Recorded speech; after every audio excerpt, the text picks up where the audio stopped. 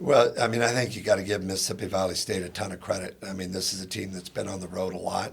They've taken their lumps, and it didn't bother them. I mean, they came out tonight and gave us all we could handle and competed, and so we got to give them a lot of credit. On our end, I felt like we learned a lot about ourselves, and there's a valuable lesson to be learned here, and what we talked about in the locker room was no highs and no lows, and I think we kind of had the triple overtime hangover tonight. As coaches, we can talk about it, and we can harp on it, we can address it, but we can't play it. And the energy, it just wasn't really there from the beginning. The guys knew it. I went into the locker room and I just asked the guys, I said, how you feeling? And nobody said great.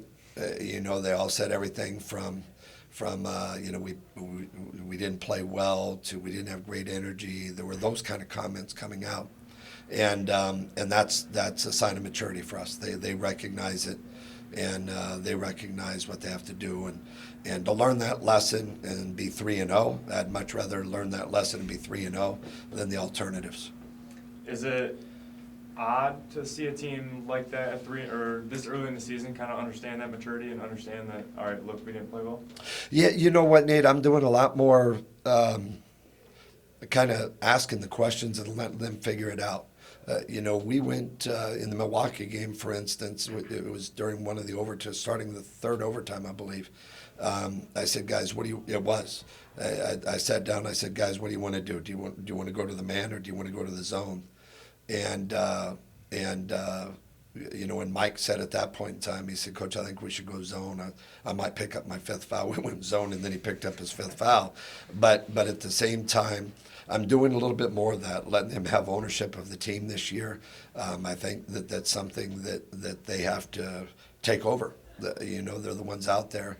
And so tonight, instead of coming in and being hellfire and brimstone and everything else, I just came in and asked them how they feeling, and let them speak for a while about it, and then I addressed it afterwards, and not to get overly corny about it, but what I addressed with them is the overall philosophy of our program, which is based on Coach Wooden's definition of success. And I went over that again with them. Success is peace of mind, which is a direct result of self-satisfaction, which comes from knowing you did the best to become the best you're capable of becoming. Now, what in the world does that have to do with Western Michigan versus Mississippi Valley State? They're not at peace with themselves right now. The guys are not at peace with their effort. And that is what you're after. It's not winning a game. We won the game tonight, but the scoreboard doesn't tell the full story. That's what we've got to work on. Talk about Chase Bars off the bench, just kind of having a big game as a freshman. Well, in the 3 ball games, I've been so happy to see different guys step up in different situations.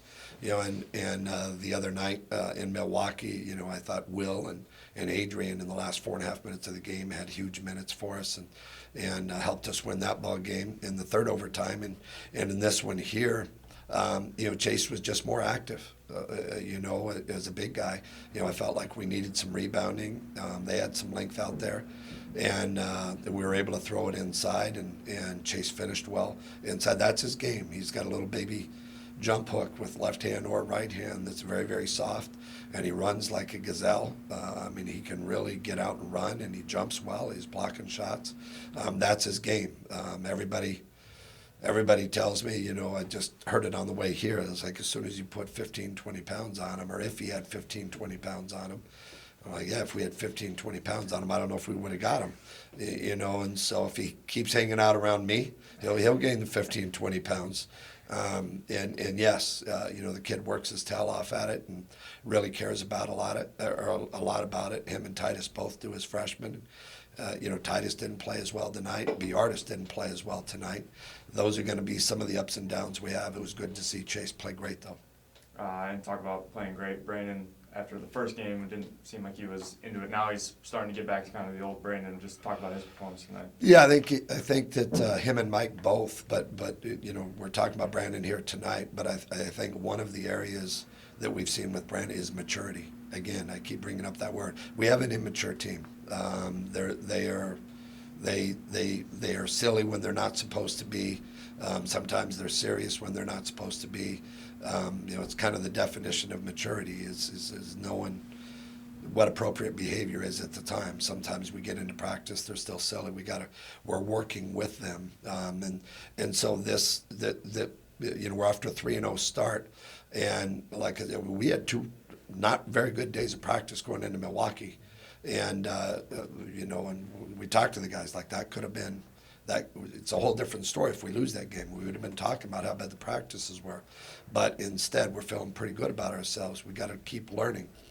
In Brandon's case, it's kind of a long way of circling back to your question, but in Brandon's case, Brandon has showed maturity. Brandon has played very even-keeled, in the games that he's played, and has been huge for us. He's expanded his game, a little bit. We're allowing him to shoot threes. I think he's a solid three-point shooter. Now we don't want him to get too trigger happy out there, but he has a very, very athletic. He's a scorer, and he I don't know if I ever would have said this before, but Brandon was a calming influence on us out there tonight, and that's saying something. He's made a lot of progress. Thanks, Coach. Okay, thank you. Fight on.